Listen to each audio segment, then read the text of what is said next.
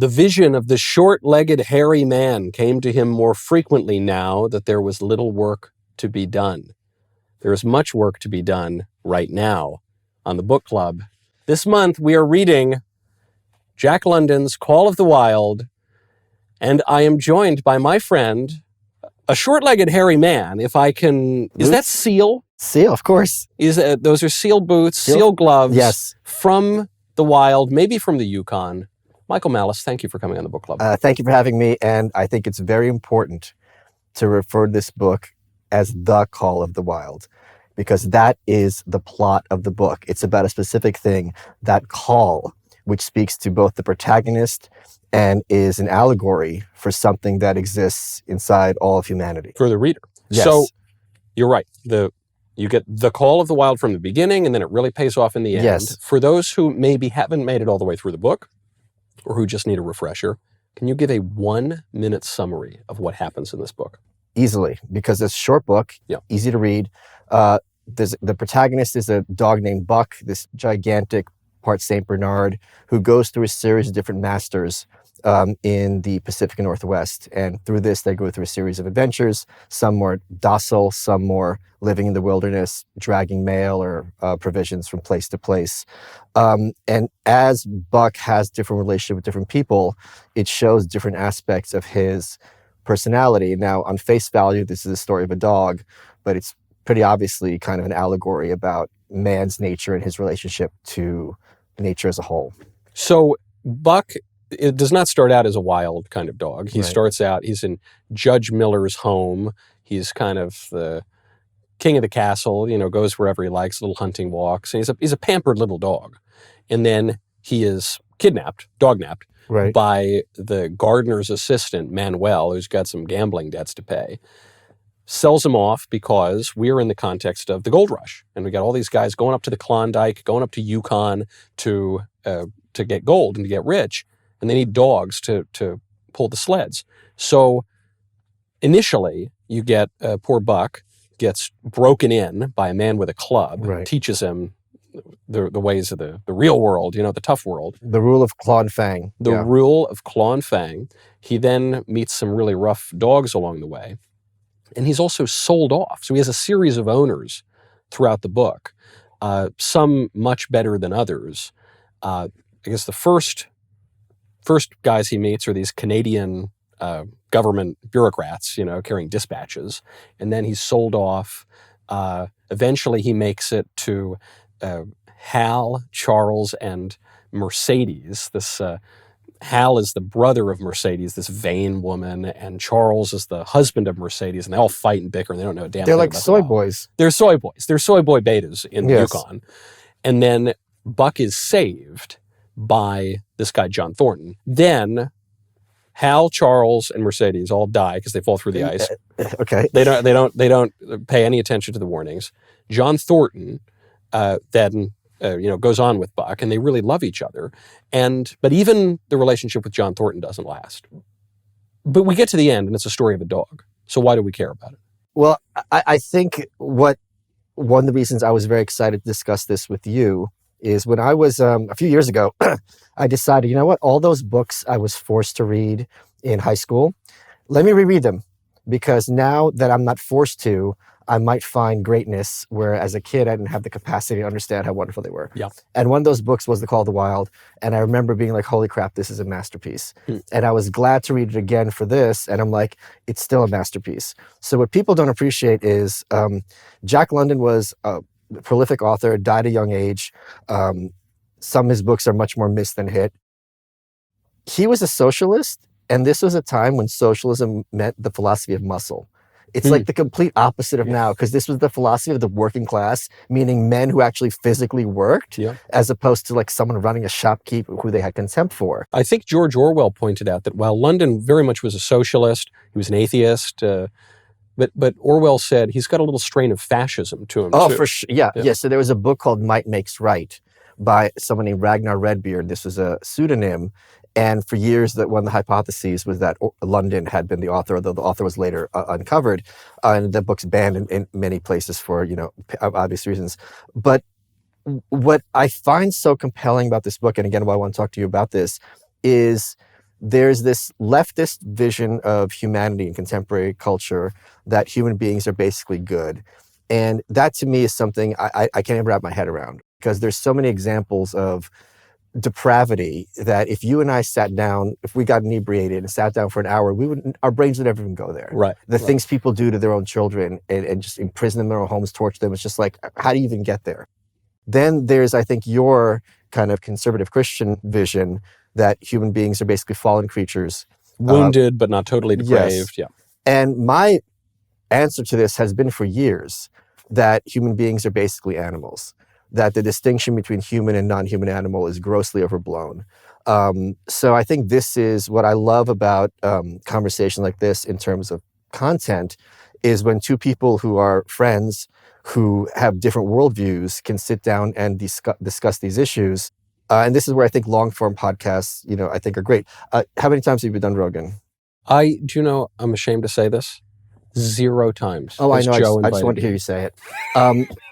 Point being, this book is something I would recommend to everyone, because even though the book is very short, great literature leaves you with questions, and it leaves you with things you can think about. And what's great about The Call of the Wild, it makes you think, do I have within me, like Buck, the main character, this savage animal? And what I would say, and I think you would agree, even those of us who are a little bit more effete than guys in the Yukon, we have that capacity within us to really lose any semblance of civilization and do things that under normal circumstances we would find unimaginable. Right. The plane crashes and you start eating your fellow passengers or something. I love that you bring this up, the different ways that people of differing worldviews will react to the book, because as you say, he's a socialist, he's an atheist, he's clearly very taken with Charles Darwin. He's clearly very taken with Nietzsche. He's not he's not a weak socialist. He's kind of a tough guy. Go out into the Yukon socialist, ferocious. But even further back in London's vision of human nature, I noticed right away something straight out of Plato. And it gets to what you were just talking about. It says, not only did he learn by experience, but instincts long dead became alive again. That as he goes from being this pampered house dog into the tough guy in the wilderness, and he's learning, and his learning it's not discovering something new. It's a kind of remembering of some ancestral knowledge. And it also speaks to this kind of Bolshevik contemporary idea that human beings are infinitely plasticine. That if you just teach people the right things from when they're kids, you can basically create a new form of man. And to which I would counter, and I'm positive you would agree, that the human being of 2024 is far more similar to the human being of 2024 BC than people would like to admit. That, this idea that in the past everyone was dumb and now everyone is smart, both of those claims are ridiculous on their face. And, you see it a lot of times when people assume that if they were alive in the Civil War, I'd definitely be an abolitionist and I'd be fighting the Confederacy. It's just like, I'd be hiding Anne Frank. It's like, you always think you're the hero. But, Jordan Peterson talks about this all the time. Most of those people, you would have been the one turning her in. You would have been the one, being or turning a blind eye. Or turning a blind eye, more likely. Or you would have been the one being like, it's not my fight. Let them worry about it. And we saw this, very effectively during COVID, when people were more than happy to turn people in. And turn in their family members. Well, and you can see the beginnings of this shift in Buck's thinking in one scene in particular, which is when he's made this dog friend Curly. And Curly, a happy little dog, gets into a fight with some other dogs, has her face ripped right off. And there's this mean dog, Spitz. Spitz is loving this. He's wagging his tongue at Buck. And Buck says at this moment, he began to hate him with this deathless hatred. And he knew someone was going to have to win. There was going to be, I suppose this is where I'm reading Nietzsche here. There was going to have to be not the Ubermensch, but the Uber dogs. I don't know. There was going to have to be this top alpha, transcend all morality kind of dog, and that was going to be Buck, which I'm only semi-joking when I say probably my favorite part of this book. It's all the dog fights. They're cool, man. I don't know what to say. They're very exciting. Dogs like fighting and ripping each other up, and I don't want to sound like Michael Vick or something like that, but it's kind of... One of the things I love about this book, one of my favorite expressions, there's expressions we just take for granted. If you stop and think about it, someone had to have thought of this expression, and the idea of man's best friend. That when, as much as I love animals and I love dogs, and as happy as you are when you see a dog, that dog's even happier to see you. Yeah. And to have that love expressed by Buck for his master Thornton at the end. Yes. And how that dog demonstrates this kind of thing. For those of people who have dogs, who have that bond, there's nothing else like it on earth. Yeah. You are the center of that animal's universe and the way it looks at you. So to speak of that and kind of, it also speaks to kind of male camaraderie. That kind of bond when human beings have that's impossible to articulate, but it's also impossible to break, I think is really a wonderful aspect of being human. Well, this I think is actually London's best observation about nature, human nature, dog nature, and environmental nature in the whole book, because I am skeptical of some of his claims. I think he's a little too obsessed with evolution. I think he's a little too dismissive of moral certitude and moral reality. I think some of his claims are typical for a socialist intellectual of the early 20th century. But this one I think he totally nails. He says, to Buck's surprise, this is when Buck is with John Thornton, the good owner. To Buck's surprise, these dogs manifested no jealousy toward him. They seemed to share the kindliness and largeness of John Thornton, that the dogs are a reflection of their owner. And what I find so beautiful about this, one, it's backed up by science. There was a study that just came out within the past couple of weeks that showed that your dog's brain changes when you look at him, kind of to match you. And so that the dog is a mirror of the human. And if you got a good owner, you're more likely to be a good dog. If you got a mean, nasty owner, you're more likely to be a mean, nasty dog. And also, obviously, the dog is a mirror for ourselves in this book. We are seeing our human nature through his experience going into the wilderness. What else I think is superb about this book is I think so many classics are boring or it's hard to relate to. And London had this almost like Pulp Fiction aspect to it. It's a kind of trashy in its content, its writing, but that means that when you're young and this is the kind of book where you give a young person to get them excited about reading books. Yeah. Like it's easy to wrap your head around. The language is not complicated, but the story is exciting and you are invested in the characters and you want to see what happens. I think, I'm just curious to hear your thoughts. Do you think there is that feral part that remains both in dogs and in all humanity? I think there's a slight distinction between the dogs and humanity. So I suppose I disagree with you and perhaps London that the line between beast and man is blurrier than we suspect, because there is a constant tension in the book between appetite and reason. Yes. And even when Buck is at the final battle with Spitz, the evil dog, he's supposed to lose. By all rights, Spitz is going to overpower him. But Buck is clever. And so Buck goes and bites his leg and breaks his leg, then retreats a little bit and then breaks the other legs. He's a little bit more clever and patient and prudent and conscious than Spitz is. Gives away the game a little, that Buck is a little more human than these other guys. And so for human beings, because we're rational, we can reason in an abstract way. We can do things that would seem contrary to our instinct or our base survival. We would, if a little old lady's going to be hit by a bus, even I, a young, virile man of, reproducing age, I might jump in front of it. Just why? Because objectively, that seems like the moral thing to do, even if it won't propagate my family line. Dog, I don't know. Maybe Buck would do it, maybe wouldn't. So there's obviously depravity. There's obviously there are ways in which men can make themselves beasts, but I don't think they necessarily have to. Which then raises a point that I was going to bring up on the socialism aspect of it, which is London's kind of socialism is a little more relatable because it's less weak. Right. But his doctrinaire Marxism creeps out a little bit in the persistent theme that everyone is just motivated by money. Manuel, the gardener's helper, steals Buck to pay off gambling debts. He does it for money. Everyone's going to the gold rush to go out and make some money. Even John Thornton, there's an amazing scene, one of my favorite scenes in the book, where John Thornton is gambling. He says $1,000, or he's challenged $1,000. Your dog can't pull this very heavy sled. and Buck manages it and they pay off the debt. That money is at the heart of all of human society. And money matters, love of money is the root of all evil and everything. But isn't that a little reductive? Isn't that? I disagree a little bit, because I think it's more, and he's true in this regard, when you're poor, money's all that matters. Like when you're hungry, you don't think. I had friends who are on Survivor. All you think about is food. You're not thinking about, or maybe they have they have their breaks when they get fed and they can think about the game. The people who aren't motivated by money in this book are those soy boys and the wife. So when they are just motivated, I don't even know what, just the sense of adventure.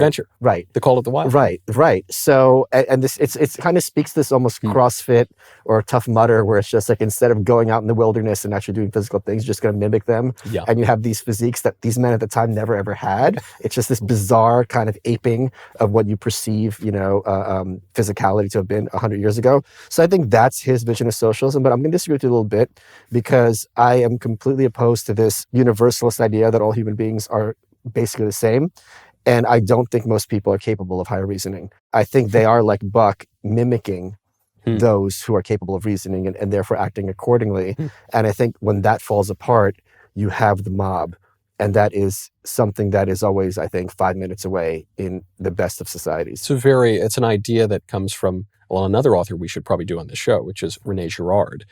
This notion of mimesis, that we just kind of imitate each other and our desires, and then this leads to an increase in envy and a war of all against all, until you finally have to scapegoat somebody, and send all the sin and the tension off into the wilderness, which does resonate, obviously, for this book.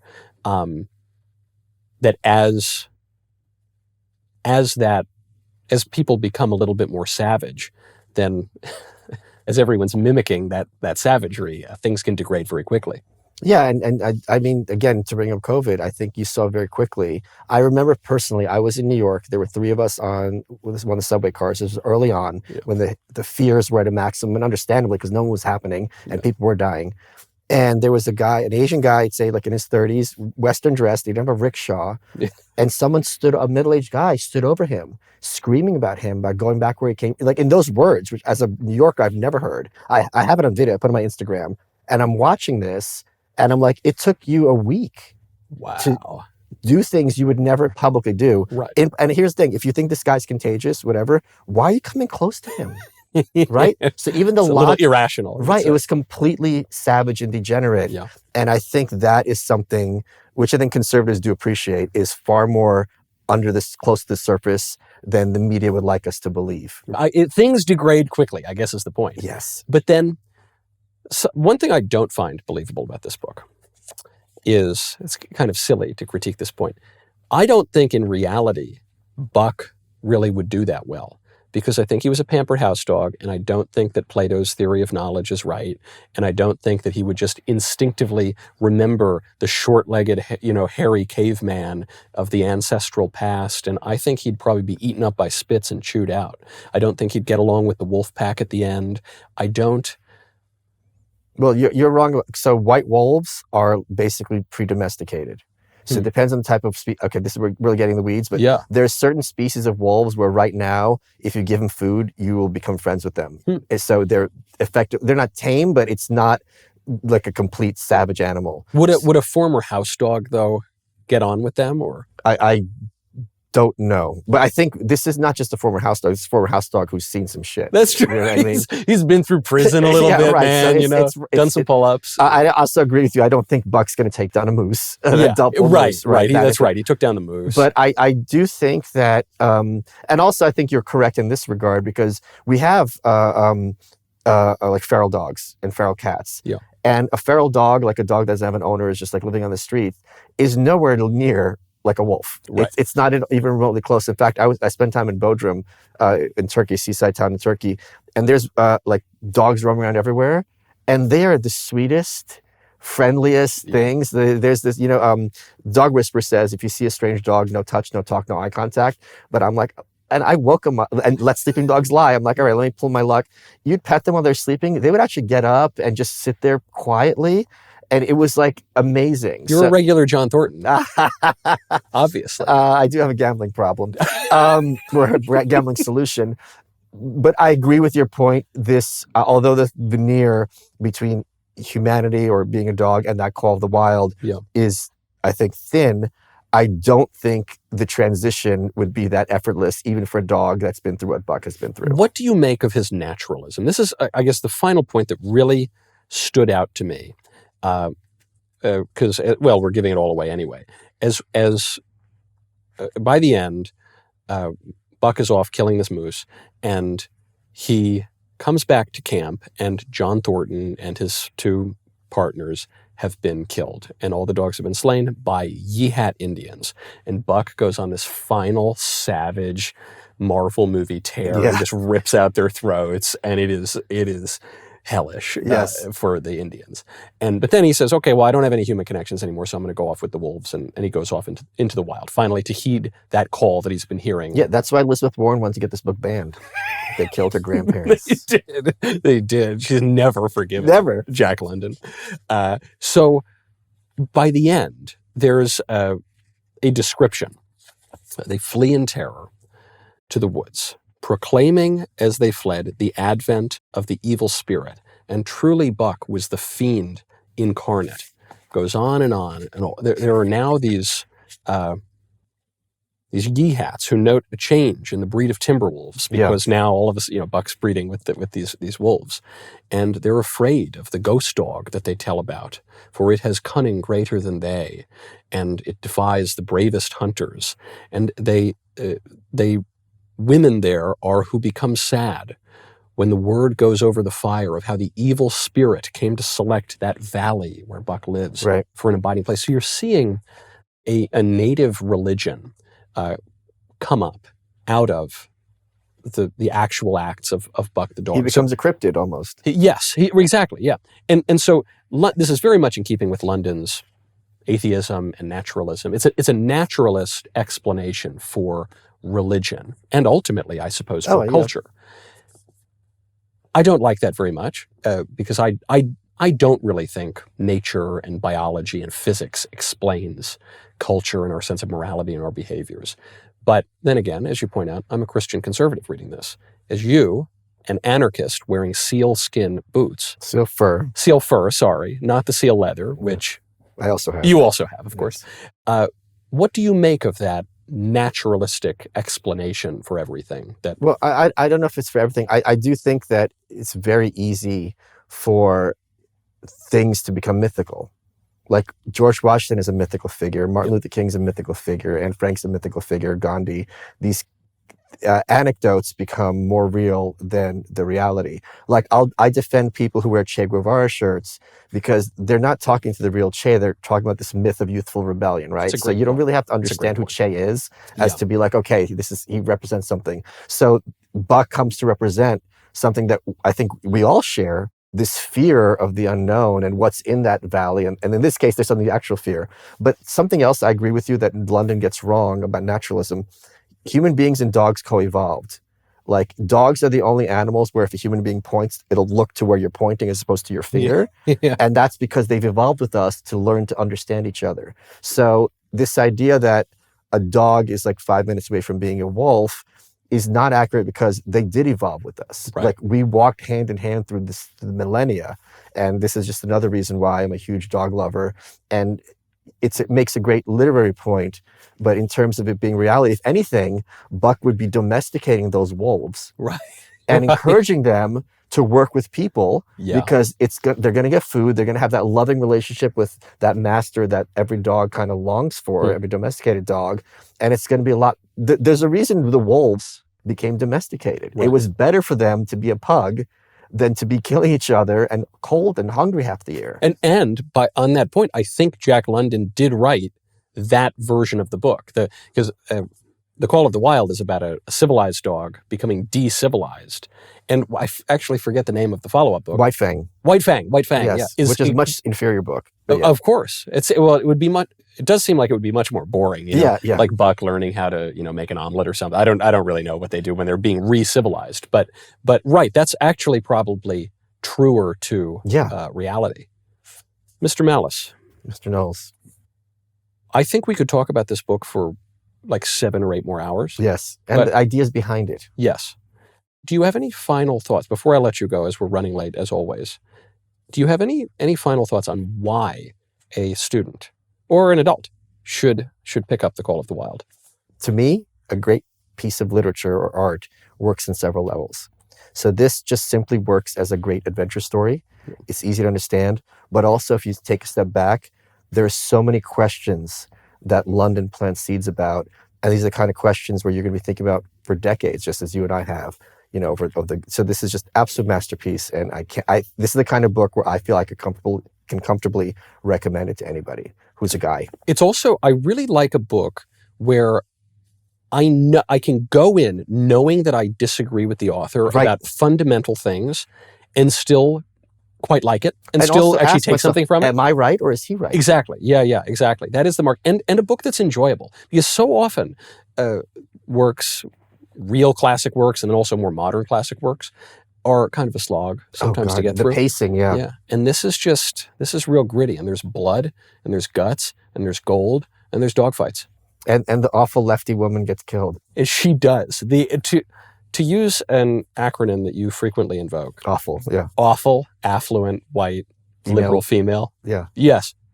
Affluent, white, female liberals. Yes. It is like one of the funniest moments of the It's book. really funny. She just goes plop right down through the ice. Yeah. Many such moments. Thank you all for joining the book club. If you haven't read it and you want to read more of those moments, you've got to pick up The Call of the Wild by Jack London. Mr. Malice, thank you. And thank you to those poor baby seals that sacrificed so that you could be here dressed as you are today. It's what they would have wanted. Perfect. It's not possible to top that. It's great. Thank you so much for watching this episode of the Book Club on PragerU. PragerU is a 501c3 nonprofit organization, so we rely on donations from viewers like you to keep this content on the air. Please consider making a tax-deductible contribution today to help keep this content coming. Thank you very much.